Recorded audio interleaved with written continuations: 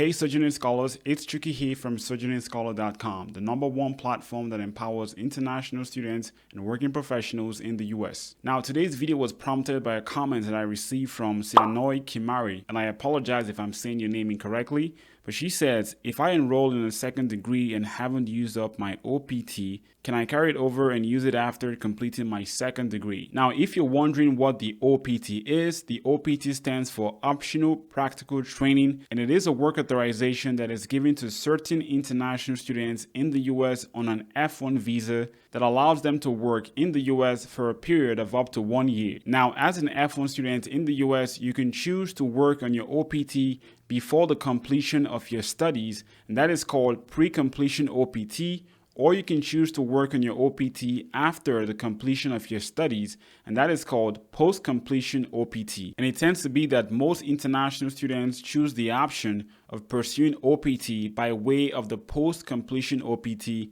after the completion of their studies. So this comment had me thinking, what are some reasons why an F1 student should strongly consider pursuing the post-completion OPT after the completion of their studies? And on the flip side, what are some reasons why they should not consider pursuing the post-completion OPT? Because unlike curricular practical training or CPT, which in many cases you might have to pursue CPT in order for you to meet the requirements to get your degree, with the case of the OPT, it's called optional for a reason that this training period is not required for you to get your degree. So let's start with the pros and the arguments for pursuing the post-completion OPT. Now, the first reason is a no-brainer, and that is if you have a strong interest in gaining employment in the US. Now, many international students choose the F1 visa over other US student visas because of the work authorization flexibilities that the F1 visa allows for. And the optional practical training is one of those flexibilities. So it goes without saying that if you have a strong interest of working in the US and getting that American work experience in your field of study, then the optional practical training is something that you should definitely consider applying for. Now, number two would be if you have a strong interest of starting your own business in the United States. Now, if you didn't know this, during your post-completion OPT, which could last for up to a year, you have the option of not only pursuing employment opportunities,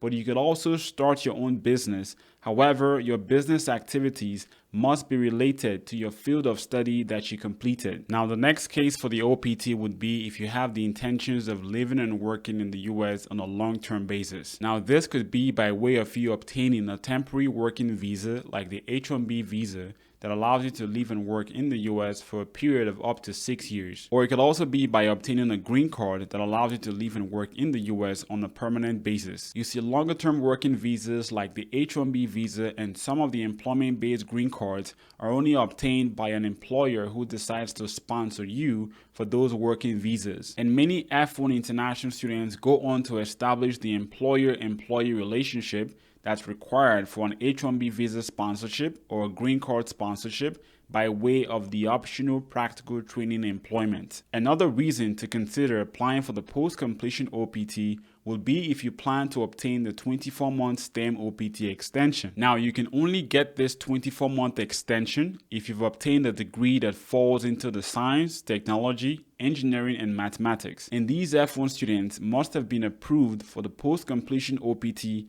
and on top of that, they must have used up all the days of post-completion OPT before they can tap into the 24-month STEM OPT extension. Now, let's talk about some reasons why you may not want to apply for the post-completion OPT. And the first reason is if you have a weak interest in gaining employment in the US. Now, the reason I use weak interest is that for many international students, the process of starting your career in the US is not a walk in the park. And if you have a weak interest of working in the US, you're not going to be able to mentally withstand the difficulties that many international students face when it comes to starting your careers in the US. And the second reason, just like the first reason of having a weak interest, is if you have no interest at all in pursuing employment in the US. Now, there are some good reasons why you might have no interest. For example, it just could be that your career choice is one of which you might find better employment opportunities if you pursue employment in your home country or if you want to pursue employment in a different country. Another common and good reason for having no interest in pursuing employment after the completion of your studies is if you already have the intention of pursuing another education program. This could be your interest in going from one low education level into a higher education level. So for example, you might have completed your master's studies, and instead of pursuing the option of joining the workforce right after you obtain your master's degree, you might want to continue on to pursue your doctorate degree. Another good reason why you may not want to pursue OPT after graduation is if you have a strong intention of changing your immigration status